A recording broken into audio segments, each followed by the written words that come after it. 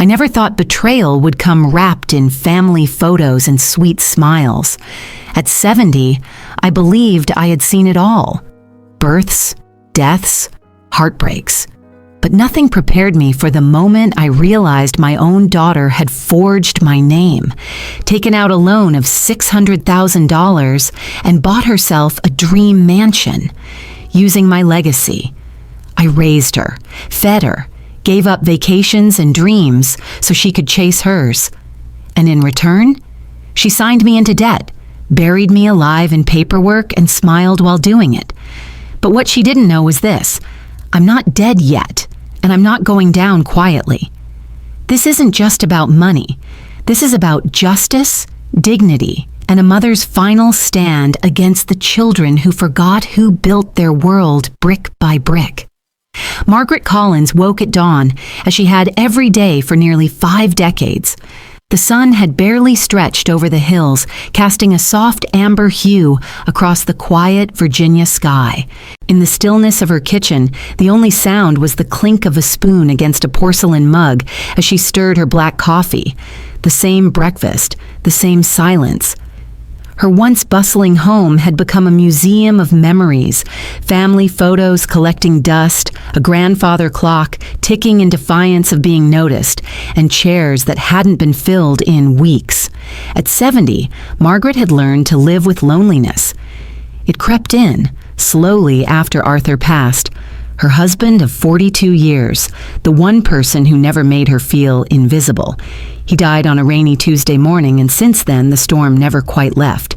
Her 3 children, Daniel, Perry, and Emily, each visited her with mechanical routine. A call once a week, a visit once a month, always rushed, always half there. They spoke to her like one might speak to a client at the end of a meeting, cordial, perfunctory, emotionally hollow. To them, she was no longer Mom, the fierce woman who had worked night shifts as a nurse, who had stayed up with them through fevers, heartbreaks, and growing pains. No, now she was Margaret, a calendar event, a duty to check off. That morning, the mailbox clanked open with the weight of its contents. Margaret pulled on her cardigan, stepped outside into the crisp morning air, and retrieved the pile. Bills, advertisements, an overdue notice for the electricity, which was odd, she never missed payments, and an envelope from Chesapeake National Bank. Her brows furrowed. That was where she kept her emergency savings, untouched since Arthur died. Back inside, she opened the envelope with trembling fingers, expecting a routine statement. But what she read stopped her heart. Dear Mrs. Collins, we would like to thank you for utilizing our home equity line of credit. Your loan of $600,000 has been approved and disbursed to the designated account as per your signed agreement. Monthly installments will begin on the 15th of next month. The room tilted. Her hands trembled. She reread the letter, then again. Loan? What loan? Margaret had never borrowed that kind of money in her life. She paid off her mortgage before retirement. She clipped coupons, reused gift bags, grew her own herbs. She was debt-averse to her core. Her emergency fund was sacred. Over 40 years of small sacrifices, birthday checks unspent, Social Security checks untouched. She scanned the rest of the letter, terms, rates, payment schedule. Signed agreement. She had signed nothing. Her eyes darted to the bottom of the letter. A line in bold. Loan agreement initiated on March 12th, 2024. Approved with power of attorney. Her heart pounded. She'd not granted anyone power of attorney. Had she? Doubt crept in, sinister and whispering. In December, Emily had taken her to a notary. It was a hectic day. Her blood pressure had spiked, and Emily insisted on driving her to the clinic. On the way, they stopped at a notary office. Just some papers for work, Mom. You just need to sign as a witness, she had said. Had that been a lie? She stumbled to the phone, her breath shallow. Her fingers hovered over the keypad. She dialed the bank's customer service line and waited through the mechanical prompts. Each beep felt like a countdown to something dreadful. When a woman finally answered, Margaret's voice cracked as she spoke. There's been a mistake. A loan. In my name. I didn't authorize it. The rep was polite but firm. Mrs. Collins, according to our records, you visited the branch with your daughter, Emily Turner, and completed the loan paperwork in person. Margaret's blood ran cold. Her lips moved, but no words came. She hadn't been to any branch. She hadn't authorized anything. Can I speak to a manager? She finally managed. Of course, ma'am. One moment, please. The hold music was a cruel lullaby, soft and detached from the panic screaming in her mind. When the manager came on, he repeated the same line. The documents had been signed, the identity was verified, the loan was real, and she was responsible. Margaret hung up, staring into the void of her kitchen. The coffee had gone cold. Outside, the birds chirped as if the world hadn't just cracked open beneath her. She sat breathless, hands gripping the table. There had to be an explanation. Emily couldn't have... No, she was her daughter, her only daughter. They weren't always close. Emily had always been distant, ambitious, sharp-tongued. But this... The past weeks rushed back in flashes. Emily's unusual visit, her sudden kindness, the way she brought Margaret her favorite pie unprompted, offered to refill her prescriptions, tidied the pantry. It hadn't been kindness, it had been groundwork. Margaret clenched the letter in her fist. Her chest tightened, not just with rage or fear, but betrayal. The kind of betrayal that didn't wound, it shattered. She had buried a husband, sacrificed youth for her children, stitched every piece of their lives with her bare hands, and now they had sewn a noose around her legacy. The rest of that morning passed in a blur. Margaret sat motionless at the kitchen table, the letter splayed out before her like a threat written in formal ink. The idea that she had somehow signed over her financial future without realizing it gnawed at her mind. She replayed every recent memory, every errand, every document she'd been handed in passing. Her thoughts snapped into clarity when the phone rang. The sound jolted her upright. She almost didn't answer, but something deep inside, a mix of dread and intuition, urged her hand forward. "Hi, Mom," said a familiar voice. Too familiar. It was Emily. "I was thinking, maybe I could come over for dinner tonight? I could bring some Thai from that place you like. Lemongrass Garden?" Margaret blinked. Emily, who hadn't visited unannounced in over a year, was offering dinner? Thai food, her favorite, remembered from years past? Her hand tightened around the receiver. "Tonight?" she asked, trying to keep her voice level. "Yeah, just us. I feel like we haven't talked in a while," Emily said, her tone breezy, too casual. Margaret's mind reeled. This was exactly what she would do if she were trying to soothe a wound she knew she caused. The visit, the food, the timing, it was all too coincidental. "Of course, sweetheart," Margaret replied, voice steady. "Come by around 6. After she hung up, Margaret didn't sit. She moved. First to the filing cabinet, then to the drawer in her hallway. She dug out every piece of paper she could find from the past 6 months. Prescriptions, insurance forms, bank statements. And there, nestled between the pages of a recipe book Emily had borrowed and returned last month, she found something that nearly made her drop the stack. A business card, Chesapeake National Bank, the name Samuel Pierce, Home Lending Officer, printed in gold letters. The name from the loan letter. It wasn't just suspicion anymore. It was evidence. She clenched the card and stared out the window, heart hammering. She knew she had to be calm. Emily was coming, and Margaret needed to be sharp, sharper than she'd been in years. At 6:04 p.m., the doorbell rang. Margaret opened the door with a smile as practiced as the lies she feared were coming. Emily stood there with a brown bag and a bright grin that didn't quite reach her eyes. "Hi, Mom, you look great." Margaret stepped aside. "So do you, dear." They sat at the kitchen table, the same table where she had bandaged scraped knees and wiped tears after high school heartbreaks. Now it was a stage. They ate in near silence for a few minutes, broken only by Emily's small talk. "You really should think about getting a part-time helper," Emily said between bites. "Just someone to help with bills, errands, paperwork." Margaret sipped her tea. Why? Do you think I'm forgetting things? Emily laughed. Not at all, just thinking ahead. Margaret's heart twisted. Like you thought ahead with that loan? She said, tone low. Emily's fork stopped mid-air. What? Margaret leaned forward. The $600,000 loan you helped me sign for at Chesapeake National. The room fell into a vacuum of silence. Emily blinked. I don't know what you mean. I called them today, Margaret continued. They said I came in, signed the documents with you on March 12th. Emily's mouth opened, but no words came. Margaret reached into a drawer and placed the business card on the table. Emily's face flushed. Mom, it's not what you think. You told me we were stopping by to drop off something for a client.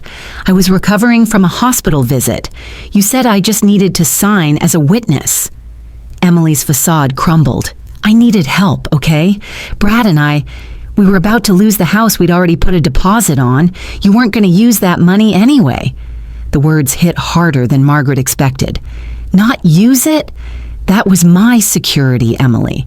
That was my freedom. Emily's eyes welled with tears, but Margaret could no longer be moved by them. You took away my choice, Margaret whispered. You stole from me. Emily's voice cracked. I thought I could make it right. Once we settled in, I'd pay it back.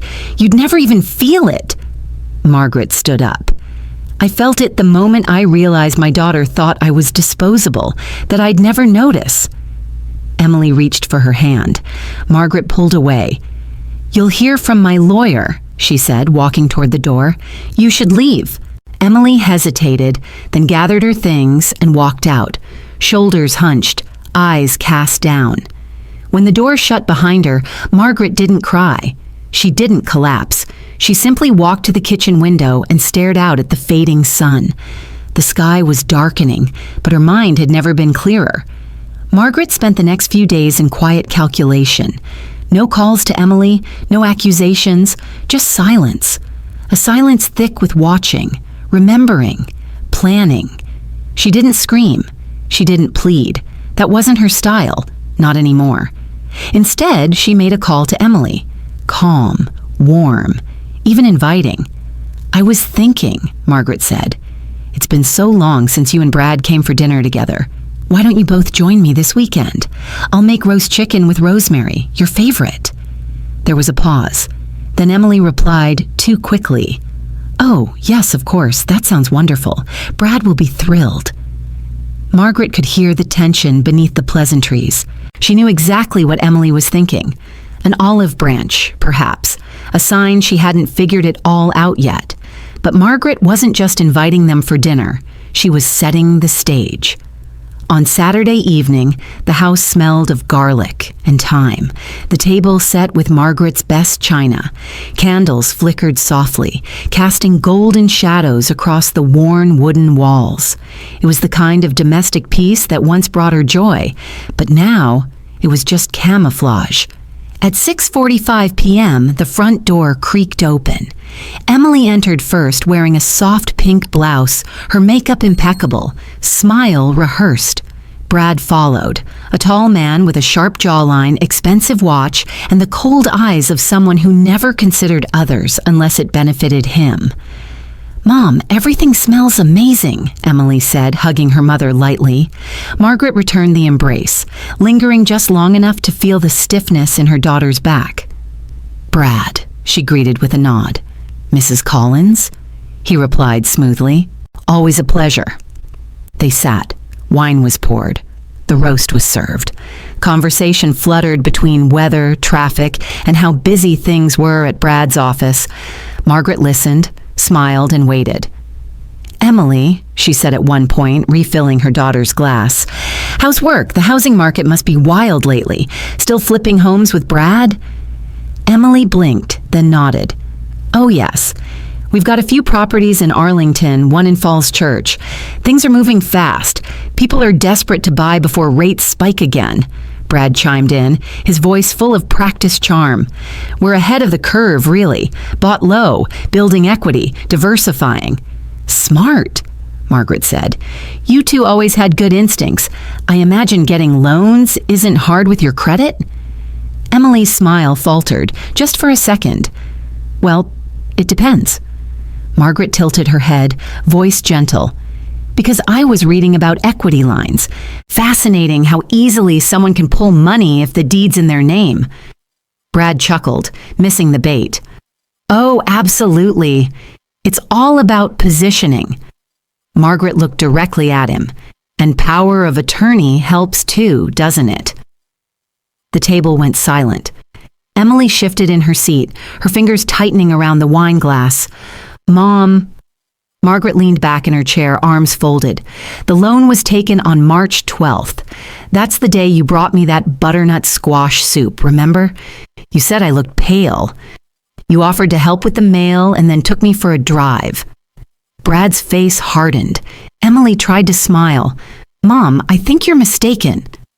"I'm not," Margaret said quietly. "I spoke to the bank. I saw the papers. I saw the signature that looks nothing like mine."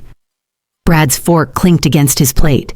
Emily's eyes darted to him, then back to her mother. "You need to calm down," Brad said. "This isn't a court hearing." "No," Margaret agreed. "It's dinner, but it is a truth-telling table." Emily took a sip of her wine. Her hand trembled slightly. Margaret noticed. "So," Margaret continued, "what did you buy with my money? Which house? Or was it crypto this time?" Emily exhaled sharply, nerves fraying. "We're trying to build something, Mom. You have money just sitting there. You don't even travel. You don't enjoy it." Margaret narrowed her eyes. "Because I was saving it for my end-of-life care, for when I needed help and didn't want to burden anyone." The weight of her words sucked the air out of the room. Brad shifted. "You're not dying, Margaret. Let's not be dramatic." "Not yet," she replied, "but clearly you were betting I wouldn't last long enough to find out." That's when Emily's hand jerked, knocking over her wine glass. Red liquid spilled across the white tablecloth, pooling near the candles. She stared at it as if it were blood. Margaret didn't flinch. She simply reached for a napkin and dabbed the edge of the spill. "You were counting on me not noticing," she said softly. "You thought I'd be grateful for a visit and too old to question why." Emily looked like she wanted to cry. Brad stood, walking toward the kitchen. "We should go. This is turning into a witch hunt." Margaret stayed seated. "Brad, you're not invited back." He paused, then smirked. "That won't be your decision for long." Margaret's jaw clenched, but she didn't rise to his bait. "We'll see." They left without dessert. The front door slammed harder than it needed to. Margaret returned to the table, cleaned up the mess, folded the soiled napkins, and stood alone in the candlelight. The evening had gone exactly as she expected, but something inside her twisted, deep, ancient. They weren't just liars, they were thieves, and now she was done pretending not to see it. Brad stormed into the hallway, pacing like a wolf in a cage. Emily hovered near the doorway, arms crossed, eyes darting between her husband and the silent figure of her mother, still seated at the table. The air was thick with tension, the scent of wine and roasted garlic now mingled with raw unease. "I'm not going to let you destroy this for us," Brad snapped, turning to Margaret with a sneer. "You think you're some victim? You don't know what we've been through." Margaret folded her hands in her lap. Her voice, when it came, was calm. Too calm. "No, Brad, I don't know. But I'd love to hear you explain how stealing from a 70-year-old widow qualifies as surviving." His jaw clenched. "It's not stealing, it's investing. Emily told you we plan to pay it back." Margaret tilted her head. "But you didn't ask. You forged. You lied. And now you're angry I found out?" He stepped forward, his tone rising. "We did what we had to do. That money was just sitting there. You weren't using it." Margaret held up a hand. "Stop talking like it was yours." Emily stepped between them. "Mom, please, let's not escalate." "Oh, I'm not escalating," Margaret replied, her eyes never leaving Brad. "He is." Brad pointed a trembling finger. "You're making a mistake, Margaret. I can make this very ugly for you legally." Now she smiled, not wide, not wicked, just enough to let the room shift. "Brad," she said gently, "do you know what I did before retiring?" He blinked. "What does that have to do—" "I was a nurse," she interrupted, voice still soft. "But before that, I was an intake coordinator at the county courthouse. I processed affidavits, power of attorney forms, fraud reports. I know what real paperwork looks like. I know what a forgery looks like, too." Brad took a step back. Margaret leaned slightly forward. "And I know what admissible evidence sounds like." He stared at her. She reached into a small drawer near the table, pulled out a small black object, and placed it gently on the table. A voice recorder. Emily's eyes widened.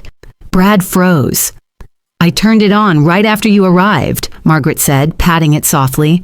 "I figured if you were bold enough to rob me once, you might be foolish enough to incriminate yourself trying to justify it." Emily rushed forward, trying to grab it, but Margaret's hand clamped down with surprising strength. "Don't," she said firmly. "You touch this. I call the police tonight." Emily stepped back, tears brimming. "You were recording us?" Margaret looked her daughter in the eye. "You bet your life I was." Brad barked a laugh, but it was hollow. "You think that little device means anything? You won't take us down with a dinner conversation." Margaret stood, not tall, but towering in presence. "I don't need to take you down, Brad. I just need enough to raise questions, and you gave me more than that tonight." He turned to Emily. "She's bluffing." Emily said nothing. Her silence said everything. Margaret walked slowly to the fireplace, took a remote, and turned on the speaker system. She pressed play. Brad's voice boomed through the room, crisp and damning. "You're not dying, Margaret. Let's not be dramatic."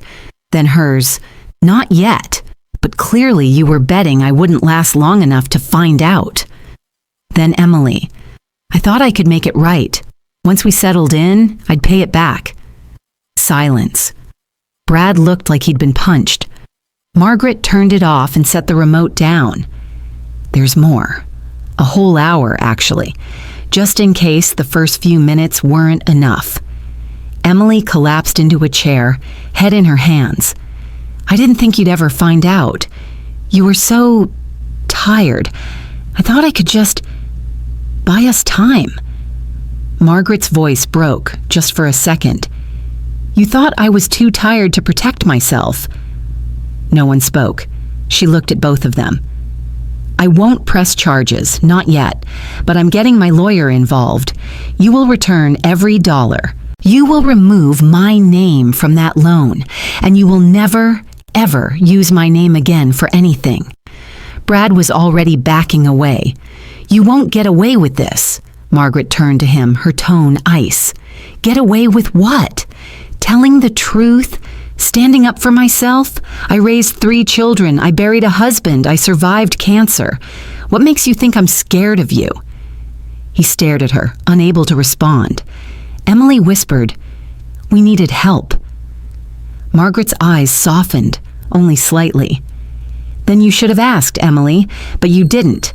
And now you've lost something far more valuable than money." She picked up the recorder and walked to the hallway. "Now get out of my house." They left in silence. No protests, no final words. The door shut behind them like a verdict. Margaret sat back at the table, hands steady. For the first time in weeks, her chest no longer felt tight. The silence was still there, but this time, it wasn't empty. It was earned. The morning after the confrontation, Margaret woke before sunrise, her body aching more from the weight of betrayal than from age. Her hands moved automatically, boiling water for tea, feeding the cat, drawing open the blinds, but her mind was a storm of calculations. She had won the first round, yes, but this war was just beginning. She couldn't afford to rely on emotion alone. Emotion was what made her sign blindly. Now she needed information. Cold, clear, undeniable facts. She picked up her phone and dialed a number she hadn't used in years. Victor Haynes, the voice answered, gravelly but warm. "Vic," Margaret said softly. "It's Margaret Collins." There was a pause, then a low whistle. "I'll be damned. Haven't heard that name in decades. You still play chess with real pieces or just people now?" She smiled. "I need your help, and not just with the board." Victor Haynes had once been a police investigator, now retired and doing quiet consulting work for the few people who still believed in truth. He was sharp, skeptical, and fiercely loyal, especially to Margaret, who once helped save his wife's life in the ER 20 years ago. "I'm listening," he said. Within the hour, they were seated in her living room, cups of coffee between them, papers spread across the table. Margaret walked him through everything: Emily's deception, the loan, the recording. Victor listened, expression unreadable. When she was finished, he leaned back. "You did good, Maggie. Better than most." "Not good enough. I want to know everything. The loan, the house, the ownership, and who really forged that document." Victor nodded, pulled out a battered leather notebook, and started scribbling. "I'll run a title check on the property address you gave me, and I'll talk to a friend at the county recorder's office about the signature verification." 2 days passed. On the third morning, Victor returned with a manila folder, thick and ominous. "You ready for this?" he asked. Margaret nodded, heart thudding. He opened the folder and laid out the findings like a surgeon exposing a wound. First, the house, 6428 Briarfield Lane, McLean. Brand new construction. Purchased 6 weeks ago for... He paused, looking her dead in the eye. $635,000. Margaret exhaled. "All cash?" "Nope. Half cash, half mortgage. But here's the kicker. Deed is in Brad Turner's name. Only his, not Emily's." Margaret blinked. "Not hers?" But she said... Victor shook his head. "She doesn't own a square inch of it. She might live there, sure. But legally, she's a ghost." Margaret stared at the folder, the truth blooming like poison ivy. Emily hadn't just betrayed her. She'd been betrayed too. Or worse, she'd knowingly handed over everything to a man who left her out of the picture entirely. "What about the loan docs?" she asked, voice tight. Victor flipped to the next page. The power of attorney form submitted to Chesapeake National was filed on March 12th, the same day you were admitted to Mercy General for that episode with your heart. Margaret went cold. "I didn't sign anything that day. I was sedated most of the afternoon." Victor nodded. "Exactly. The signature on that document doesn't match your DMV record. It doesn't even match your medical file consent forms. I had a handwriting analyst look at it, said it's likely a tracing." Margaret's chest burned, not from health, but fury. "Who filed it?" "The form was submitted by a notary named Karen B. Fry, lives out in Manassas, works freelance, no office. Emily hired her." Margaret's breath caught. "Emily brought her to the hospital?" "Looks that way," Victor confirmed. "Records show she checked in with security using Emily's name. No one flagged it. She notarized 3 documents that day, all with your signature." Margaret's hands curled into fists. "She forged me while I was sick." Victor nodded solemnly. "Maggie, this wasn't just shady. It was criminal." Margaret looked out the window. Rain was falling lightly, blurring the horizon. The house across the street had wine chimes dancing in the breeze. How peaceful it must be to live without betrayal coiled around your ribs. She turned back to Victor. "If I go to the police, they'll investigate slowly, maybe bring charges, but it'll be months. And in the meantime, your name stays on that loan, your credit tanks, and your daughter walks free in a house you paid for." Margaret's eyes sharpened.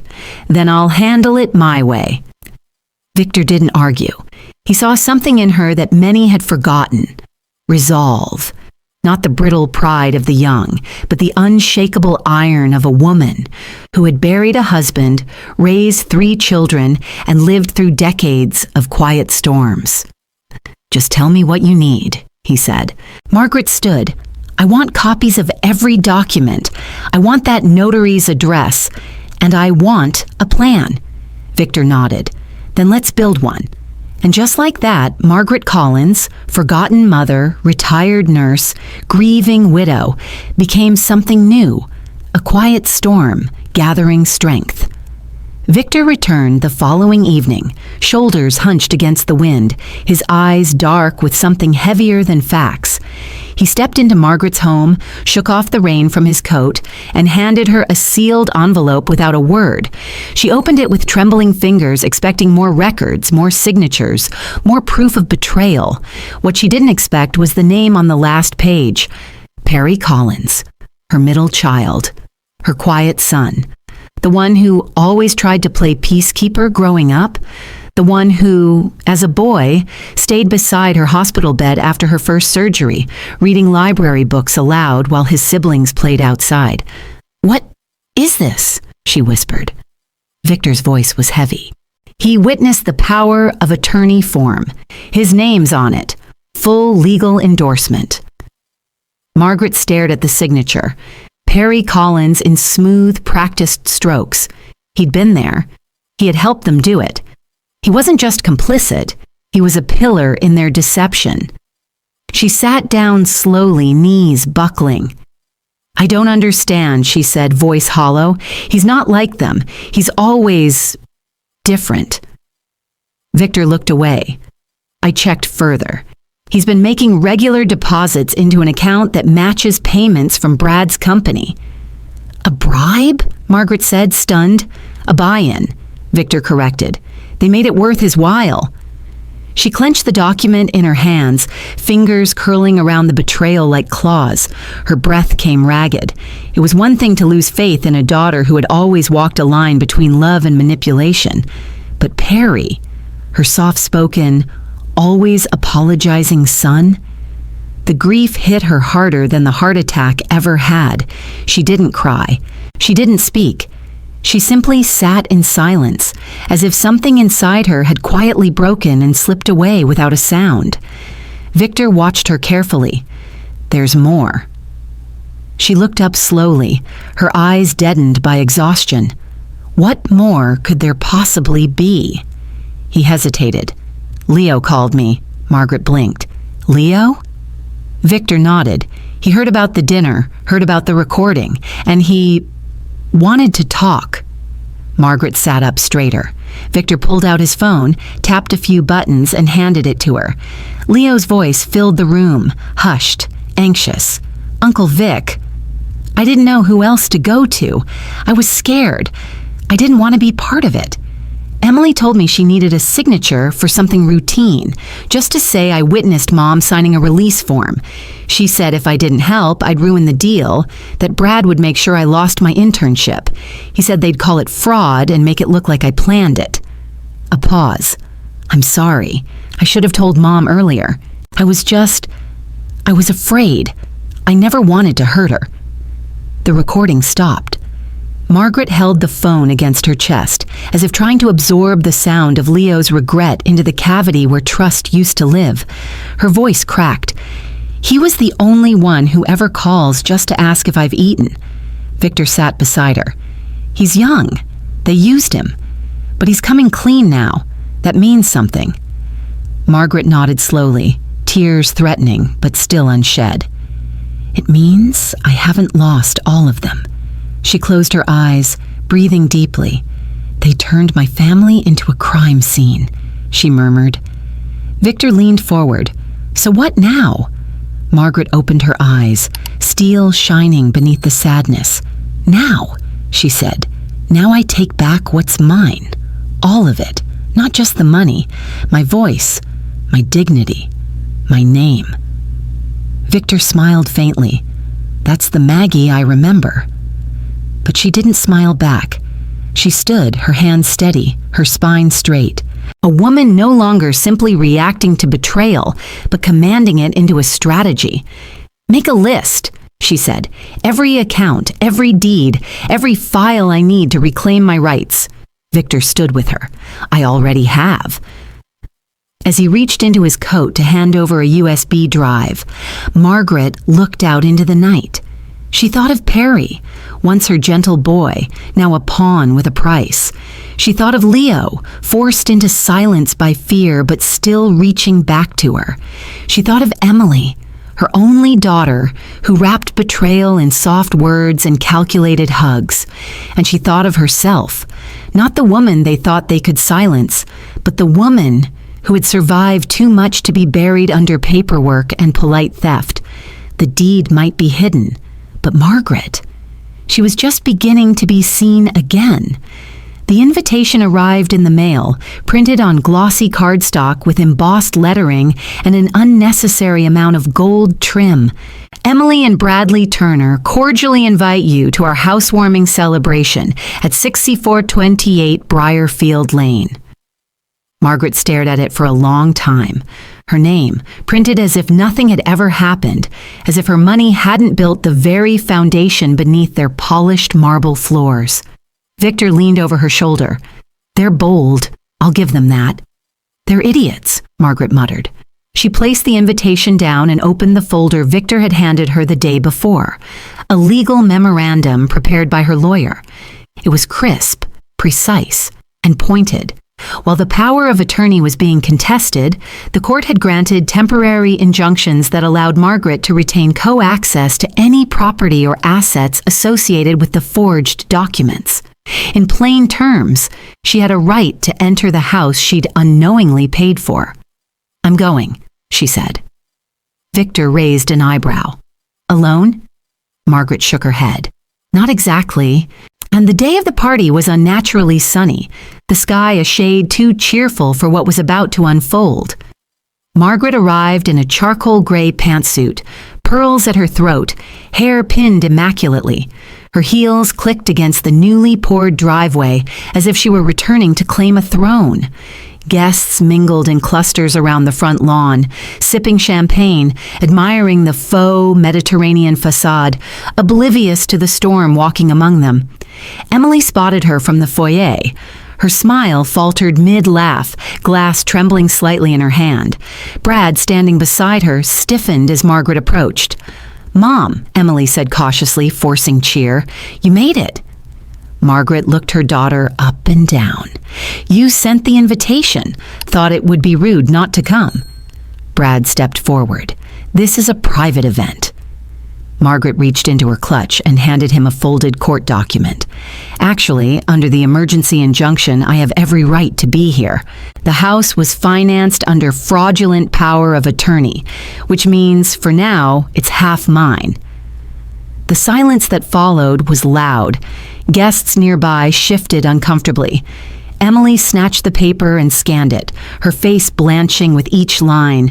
"You brought legal documents to my housewarming?" Margaret's voice was cool. "To my housewarming, yes." Brad tried to usher her inside. "You've made your point." "Oh, no," Margaret said, brushing past him. "I haven't even started." Inside, the house was a modern marvel. Open floor plan, cathedral ceilings, designer art. Margaret took it all in like a queen inspecting stolen jewels. "Lovely decor," she said loud enough for nearby guests to hear. "You must have spent a fortune. However did you afford it?" Emily's smile was turning into a grimace. "Why are you really here?" Margaret's eyes flicked toward the entryway, where a woman with a press badge was stepping through the door. Then another, camera in tow. Victor followed close behind, handing a business card to the caterer. Margaret turned to Emily. "I sent your invitation to the press," she said simply. "Chesapeake Today, the Arlington Gazette, even a few online watchdogs. Thought they might like to hear about the creative ways my daughter financed her dream home." Brad's face went red. "You can't do this." "I can, and I have. Check your phone, Emily." Emily's hands shook as she pulled it from her clutch. Her face paled as she read the headline, "Daughter accused of forging mother's signature to buy lavish home." The photo underneath was a candid shot of Emily and Brad on their front steps, smiling like royalty. "I sent them everything," Margaret continued. "Bank statements, handwriting analysis, the audio recording from our dinner. You know, the one where you admitted to fraud over herb-roasted chicken." Emily looked like she might faint. Brad grabbed her arm. "You said no police," Emily hissed. "I haven't pressed charges," Margaret replied. "Yet." Guests were whispering now, drifting back toward the front lawn. The music had stopped. Even the wine bottles seemed to hold their breath. Victor handed a copy of the article to a few bystanders.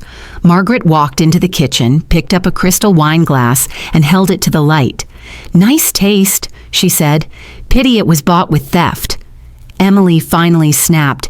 "This was all I had left, Mom. After Dad died, after Perry turned his back on us." "Don't you dare," Margaret cut in. "Don't use grief as a shield for greed. You could have asked. You didn't. You lied. You used my name like a shovel and dug a grave for our relationship." Brad pulled Emily aside, whispering furiously. Margaret turned toward the stunned crowd. "Ladies and gentlemen," she said, raising her glass, "to new beginnings. May they never be built on old betrayals." She drank, then set the glass down with grace, and walked out without another word. The once lively party had fractured into uneasy pockets of silence. Champagne flutes sat untouched, conversations died mid-sentence, and guests lingered near exits as if the air had turned toxic. Whispers bloomed like weeds. Forgery? Legal injunction? Wasn't that her mother? Margaret stood by the bay window, calm amid chaos, watching the social collapse unfold with quiet clarity. She didn't need to yell. The truth had done the yelling for her. Then a voice cut through the hush. "Wait," Perry said, stepping out from the crowd. His eyes were puffy and his posture uncertain, but he walked with purpose. "Mom?" Margaret turned, her heart already bracing. "I didn't know everything at first," he continued, voice cracking. "Brad said it was just a formality. Emily said you agreed, just didn't want the family to know. I should have asked. I should have come to you." Brad scoffed from the corner. "Oh, now he grows a conscience." Perry ignored him. He turned to the guests, his voice growing louder. "I witnessed that power of attorney. I signed it. I helped them make it official, and I regret it every damn day." Gasps rippled through the room. Emily spun toward him, livid. "Why now, Perry? Why now?" "Because I've had to look at myself in the mirror for months," he snapped, "and I hate what I see." Margaret didn't speak. Her eyes met Perry's, and in that gaze was everything. Grief, disappointment, but also a quiet kind of mourning for the son she thought she knew. Then another voice rang out, clear, young, and surprisingly firm. Mom didn't deserve any of this. Leo, her youngest, stepped forward from the back of the room. He looked different, older, braver. No longer the quiet follower caught in the family's shadow. "They made me lie, too," Leo said, eyes locked on Brad. "Told me if I didn't sign off on a witness form, I'd lose my internship. Said it would ruin my career before it started." Emily's face collapsed. "Leo." "But I knew it was wrong," he continued, "and I said nothing, until now." He looked at Margaret. "I'm sorry, Mom. I was scared, but not anymore." The silence that followed was heavier than any shouting. Reed, the eldest son who had remained largely in the background, stepped forward next, his face pale, brows knitted. "I had no idea," he said quietly. "I just thought Mom had given Emily permission. I didn't want to get involved. I thought it wasn't my place." Margaret turned slowly to face her firstborn. "When has standing up for your mother not been your place?" He flinched. Emily broke then. Completely. Her perfectly ironed image crumpled as tears poured down her face. She rushed toward Margaret, dropping to her knees. "Please, Mom," she sobbed. "I didn't mean to hurt you. I was desperate. We were drowning in debt. I just wanted a home, a fresh start." Margaret looked down at her. This woman she had once rocked to sleep, taught to braid hair, helped navigate heartbreak, now begging at her feet, not out of love but out of fear. "You wanted a home?" Margaret said, voice ice. "You stole mine. Emily shook her head violently. "I'll fix it. I'll pay it back. I'll move out. Just don't destroy everything." Margaret didn't answer. She stepped past her, slowly, with purpose, and walked into the living room. There, in the center of the space, beneath chandeliers funded by her sacrifice, she turned to face them all. "I'm staying," she said. The room froze. "This house was bought with my name, my credit, my life, so I'm going to live here until I die." Emily gasped. "This place," Margaret continued, "is the closest thing I'll ever get to justice, and no one is taking it from me." Somewhere, someone clapped, then another. A ripple of spontaneous, awkward applause spread through the crowd, not out of mockery, but admiration. The woman they had once seen as a frail old guest had just declared her war, and won. Victor stepped to her side, nodding slightly, proud. Brad tried one last time. "You can't legally take this house, Margaret."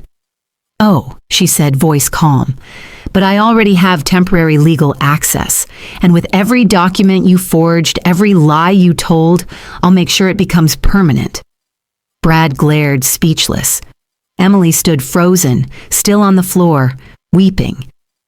Margaret turned to the guests, many of whom looked unsure whether to stay or leave. "Party's over," she said, "unless someone brought pie." Laughter bubbled from a few corners, nervous but real. Then Margaret did something no one expected. She sat in the grand velvet chair by the fireplace, crossed her legs, and reached for the remote. The room slowly emptied, people nodding to her as they passed, some with respect, some with shame. Perry left quietly. Reed helped Emily up. Leo stayed behind, sitting on the floor beside his mother like he used to as a child. Margaret didn't say a word. She simply leaned back, as if finally taking her rightful seat, because she had. The fallout was swift, sharp, and public. By Monday morning, Emily and Brad's faces were plastered across every regional news outlet, their scandal now shorthand for suburban fraud and generational betrayal. The real estate firm Emily worked for released a statement distancing themselves from her actions. Brad's financial consulting license was suspended pending investigation. The housewarming that was meant to signal a fresh start had detonated their lives instead. Margaret followed it all in silence. She didn't gloat, she didn't post, didn't call, didn't answer reporters. She simply watched the pieces fall where they may, every lie collapsing under the weight of truth. By the end of the week, the Turners were forced to put the house on the market. It wasn't just about paying back the $600,000 loan. There were legal fees, penalties, frozen accounts. The equity Brad thought he'd built evaporated faster than the champagne at that cursed party. Margaret stayed in the house during the interim period, as granted by the court. She kept her routine simple. Morning walks, tea by the window, tending to the roses in the backyard like they were old friends. She spoke only when necessary, but those who passed her on the street often paused, drawn to the quiet dignity she radiated. Perry, meanwhile, didn't disappear. After weeks of silence, he came to her one afternoon, shoulders low, eyes dark with shame. "I accepted a plea," he said, standing on the porch like a child outside the principal's office. "They gave me probation, community service. I'll lose my license for a year." Margaret nodded slowly. "And what did you lose inside yourself?" He swallowed. "I don't know yet, but I feel it." There was silence between them. Then Margaret opened the door wider. "Come in. You'll plant tulips with me." It wasn't forgiveness, not yet, but it was a start. Still, what gave her true strength in the weeks that followed wasn't the small victories or the legal wins. It was Mia. Her youngest granddaughter, daughter of Leo, had always been shy, a little awkward but bright-eyed. She came to visit every Saturday without fail, bringing pastries or art projects, chattering about books and music. Unlike the others, Mia didn't look at Margaret like a relic or a burden. She looked at her like a person. "Grandma," Mia said one day as they walked through a local park. "Everyone at school is talking about you. They're saying you stood up to your whole family." Margaret chuckled. "Is that what they're calling it now?" Mia nodded, eyes wide. "You're kind of famous, but not in a bad way, in a strong way." Margaret looked at her granddaughter, this earnest, gangly girl with a mind full of dreams and a heart untouched by greed.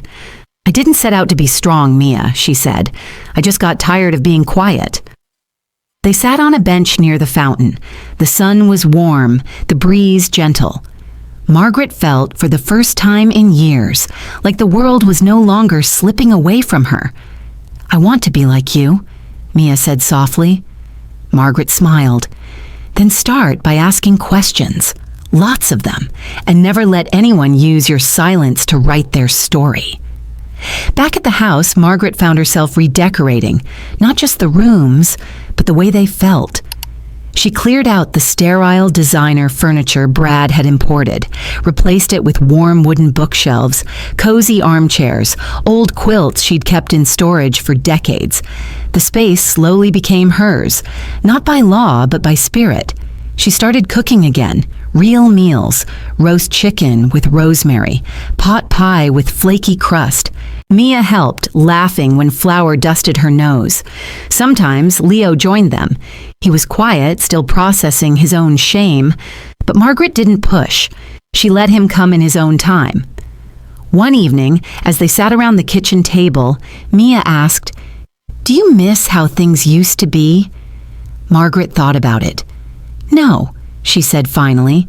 "I miss the people I thought they were. But now I see clearly, and I'd rather live with truth than comfort built on lies." Outside, the trees swayed gently. The roses were blooming again, and for the first time in years, Margaret didn't feel like a forgotten matriarch. She felt like a woman reborn. The envelope came on a Thursday. It had no return address, no markings except for Margaret's name, written in shaky cursive. She recognized the handwriting instantly, even after all the lies, all the months of silence. A mother never forgets her child's pen. She didn't open it right away. She set it beside the bread box and went about her morning. She swept the porch, fed the cat, replanted her begonias. All the while, the envelope sat there like a dormant storm, waiting to be acknowledged. That evening, after Mia had gone home and the dishes were stacked neatly in the sink, Margaret sat down at the kitchen table. She turned on the lamp, its soft yellow glow spilling across the wooden grain, and finally opened the envelope. No salutation, no date. Just a letter, handwritten in black ink on lined paper, slightly smudged, as if tears had blurred the words during writing. "I don't know what to say that could fix what I've done. Maybe nothing can. I thought I was saving us, Brad and me, but I broke something in the process, something sacred. You trusted me, and I treated your name like a shortcut. I stole what you built. Brad left. He said I was too much trouble now, said I made him look like a fool. He's gone. I'm alone. I miss being your daughter. I miss your voice. I'm sorry." There was no signature, just that last sentence, hanging like an unfinished bridge over a river of regret. Margaret read it twice, then a third time. Her heart didn't race. Her hands didn't tremble. She simply sat still, absorbing the weight of it. There was a time, weeks ago, maybe even just days, when this would have cracked her wide open, when the idea of Emily suffering alone would have summoned a mother's instinct to soothe, to fix, to forgive.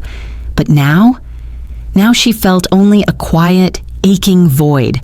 Not anger, not pity, just a certainty. It was too late. Brad's departure didn't surprise her. Men like him didn't weather storms. They caused them, then walked away when the damage was done. His love was transactional, his loyalty as fleeting as his investments. Emily had chosen him again and again, even when it meant stepping over her own mother to stay afloat. And now, with the ship sinking, Brad had simply jumped. Margaret folded the letter carefully and placed it back in the envelope. She didn't tear it. She didn't burn it. She didn't write back. She just filed it away in the same drawer where she kept old tax documents and expired warranties. By the weekend, word had spread that Emily had moved into a small rental apartment 2 towns over. No furniture, no friends. A woman once obsessed with image, now invisible in her own life. Perry came by to tell her. "She asked about you," he said awkwardly. "Wanted to know if you'd read the letter." Margaret didn't respond. "She said she understands if you never speak to her again." Margaret nodded. "Good, because I won't." Perry's face fell. "Mom, she's still your daughter." "No," Margaret said firmly. "She was, and she used that title like a weapon. Now it's just a memory." He didn't argue. He knew better now. Later that evening, Margaret sat on her back porch, wrapped in a shawl Mia had crocheted. The stars blinked faintly above, scattered across the sky like scattered questions. She thought about forgiveness, what it meant, what it cost, what it truly required. And she realized forgiveness isn't always owed, especially not when the apology comes not to mend, but to ease the guilt of the one who broke you. Emily wanted to be absolved without rebuilding. Margaret was done rebuilding bridges made of matchsticks. She closed her eyes, let the cool air kiss her cheeks, and whispered to the night, "Goodbye, Emily." The wind stirred, gentle and unremarkable, but inside something final shifted, a chapter closing, a burden lifted. She didn't need revenge. She didn't even need apology. She just needed peace. And for the first time, she had it. Spring arrived gently that year, like a long-held breath, finally exhaled. The cherry blossoms unfurled along Briarfield Lane, petals drifting like confetti over sidewalks and freshly trimmed lawns. And at the end of that quiet street, in a house once built on betrayal, Margaret Collins thrived. Not loudly, not dramatically, but with the kind of grace that demanded no permission. She had kept the house. With Victor's help and the truth on her side, Margaret secured full legal ownership. The court agreed. The forged power of attorney invalidated the original deed. The Turners were long gone, the sale blocked, the loan restructured, and Margaret's name restored, not just to the property, but to her own life. But she didn't retreat behind locked doors. She opened them. Every Saturday, the smell of fresh muffins drifted down the sidewalk as neighbors began trickling in. At first, it was just a book club, Margaret's idea, something small. 5 people, a pot of tea, but it grew. By the 3rd week, they had folding chairs spilling into the hallway and a waiting list for her banana bread. Children began stopping by to feed the cat. Teenagers helped with groceries. A group of retirees invited her to join their chess circle at the community center, where she quickly proved herself the most cunning strategist in 3 zip codes. "Don't let the pearls fool you," one of them joked after losing 3 rounds in a row. "She's got the mind of a general." Margaret just smiled, adjusting her glasses. She didn't gloat. She didn't explain. She let them learn the way her family hadn't, by paying attention. She hosted her first backyard barbecue in June. It was modest. Plastic tables, paper plates, burgers sizzling over charcoal, but it felt like something sacred. Mia helped hang fairy lights. Leo brought extra chairs. Even Reed, slowly working his way back into her life, arrived with a homemade peach cobbler and a 6-pack of root beer. That night, Margaret stood at the grill wearing an apron that read, "Matriarch Mode On." Her hair was pinned up, her face calm, her laughter soft but contagious. She moved from guest to guest, listening more than speaking, making everyone feel like they belonged. One neighbor, a young mother, leaned over to Victor and whispered, "She's kind of legendary, isn't she?" Victor nodded. "She's earned it?" Margaret didn't seek admiration, but it found her anyway. Not because of what she'd lost, but because of what she'd refused to let go of. Her dignity, her resilience, her sense of who she was beyond the roles others assigned her. People didn't see a victim when they looked at her. They saw a survivor, A woman who had stared down the betrayal of her own blood and stood up taller, not smaller. She wasn't bitter. She wasn't broken. She was becoming something better. Mia loved staying the night on weekends. They'd play cards, watch black and white movies, and bake cookies at midnight.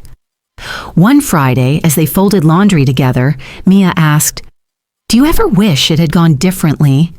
Margaret paused. "I used to," she said. "I used to wonder if I could have said something, done something, raised them better. But now, no, it had to fall apart, so I could finally build something of my own." Mia hugged her then, tight and silent. That night, Margaret wrote in her journal for the first time in years, not about pain, not about loss, but about the softness of spring air, the kindness of strangers, and the way her house now echoed with laughter rather than lies. She ended the entry with one line: "Peace doesn't come when everyone says sorry. It comes when you stop waiting for them to." In the weeks that followed, Margaret began mentoring women at the local senior center, widows, divorcees, mothers estranged from their children. She didn't give advice. She just listened, and in doing so, helped them find their voices again. She became more than a neighbor, more than a name in a headline. She became the quiet queen of Briarfield Lane, not because she ruled, but because she reminded everyone that even after the worst storms, it's still possible to open your windows, let the light back in, and plant something new. Just when the dust had finally settled, a letter arrived. This one wasn't handwritten. It came in a stiff white envelope, embossed with the seal of Chesapeake National Bank, the kind of envelope that made your stomach twist before you even opened it. Margaret unfolded the notice with slow, practiced fingers, eyes scanning the words like they were a foreign language she already understood. Notice of repossession proceedings, 6428 Briarfield Lane. Due to ongoing default in loan payments and absence of resolution, the property is scheduled for foreclosure. She blinked, then blinked again. There had to be a mistake. Margaret called Victor immediately. "They're trying to seize the house." He arrived within the hour, papers in hand. After combing through the notice and comparing it with previous court records, he let out a long, frustrated breath. "It's Emily," he said grimly. "She never picked up the payments. She defaulted. The bank only seized the original loan, and your name is still tied to it." Margaret's throat tightened. "But we won the injunction. The court granted me ownership." Victor nodded. "Ownership, yes, but the bank is a separate entity. The civil case cleared your name morally and financially, but legally, the loan file wasn't closed because Emily never filed her end of the paperwork. So now they're coming for the house," Margaret whispered. "They think you're still on the hook," Victor said. Silence hung heavy. After all she'd survived, after the confrontation, the shame, the reclamation, Margaret found herself once again staring into the mouth of the same beast. Only this time, it had learned to smile. Victor leaned forward. "But we have something they don't. The recording. The forgery proof. The notary affidavit. We fight." Margaret didn't hesitate. "Then let's go to war." The courtroom was cold, sterile, and indifferent. The bank's legal team came armed with contracts and precedent. Margaret came armed with truth. Victor walked her through the proceedings calmly, precisely. They presented the recording of Emily's confession, the forensic handwriting analysis, and the court's previous ruling declaring the original power of attorney invalid. The opposing counsel tried to argue Margaret's continued occupancy as complicity. Victor calmly pulled out the injunction ruling, highlighting the judge's order allowing her residence while ownership was clarified. For hours, the room swelled with tension. At one point, a junior associate from the bank asked loudly, "Even if your name was used fraudulently, how is it our fault you didn't keep track of your finances?" Margaret, seated quietly all morning, stood. She walked to the front with the grace of a woman who had nothing left to fear. "I didn't lose track," she said. "I lost trust. My daughter used my illness to sign my name. Your bank gave her a loan with forged documents, and now you want to punish me for surviving." The courtroom fell silent. The judge didn't speak for a long moment. Then finally he leaned forward and said, "Mrs. Collins, you may return to your seat. We've heard enough." 2 weeks later, the judgment came. Margaret won. Not only was the foreclosure nullified, but the court ordered the bank to remove all association of her name from the loan entirely. The ruling cited gross mishandling of documentation and failure to protect a vulnerable senior from financial abuse. Margaret read the statement in her living room, alone, in the quiet she had come to cherish. Then she cried, not from grief, but from release. Later that evening, Mia arrived, carrying a basket of muffins and a bouquet of wildflowers. "I heard," she said breathlessly, rushing into the kitchen. "Dad called, you won." Margaret nodded, eyes misty. "It's finally over." Mia threw her arms around her. "You're the strongest woman I've ever known," she whispered fiercely.